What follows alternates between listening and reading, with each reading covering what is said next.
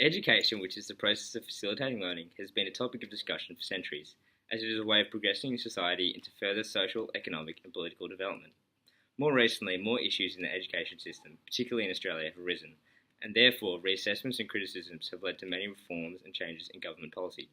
For example, in Tony Abbott's 2014 federal budget, he dumped the $30 billion Gonski School funding plan, and in Julia Gillard's previous budget, she started a $14 billion Building Education Revolution program, which ultimately failed due to poor management. Today we will look at how there are more important inequalities to address within education, and more specifically social class, gender, and ethnicity. Congratulations, you got an A class. Jamie, maybe we should talk later on. Social class. This scene depicts the link between educational achievement and social class. Access to education is highly dependent on income. Since the emergence of marketisation in the 1980s, this division has worsened as government has transferred the financial burden of education onto individuals, therefore disadvantaging those pertaining to a lower and working class. An example of this is the Abbott government's budget, which argues to uncap university fees. Gender.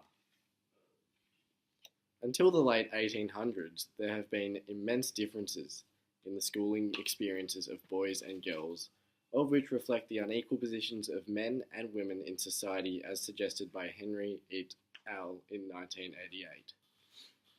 Since then, according to Argot et al., there has been a gender revolution as in recent years, females now perform better at school than males.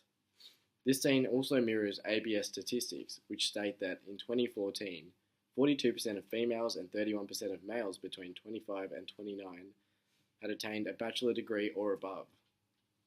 Arguably, this highlights that the teaching methods used today in education institutions favour females compared to their male counterparts, who are often thought to prefer a more hands-on approach to learning. Ethnicity! The most important thing to note about ethnicity is that it is difficult to isolate as a factor that contributes to inequality in education, as it is highly dependent on one's class and gender. Particularly for Indigenous Australians, being a male and in a lower social class can extremely disadvantage an individual. Scholarships and bursary funds allow the socially and economic disadvantage that they have as a result of stolen generations to be cancelled. This is represented in the Indigenous being significantly underrepresented at high education levels, even those that attend have significantly lower success and retention rates. This concludes our analysis of social class, gender and ethnicity in relation to an inequality in the education system.